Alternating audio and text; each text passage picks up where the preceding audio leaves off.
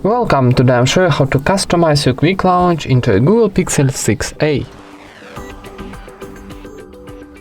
First of all, open your settings, then scroll down and go into a system option.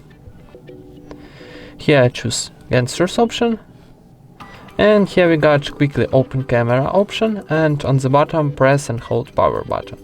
So go into quickly open camera option first. Here we got option to quickly open camera, press to power key twice, work from any screen. So this position of switcher, it's activate this option. This it's like gray, it's turn off this option.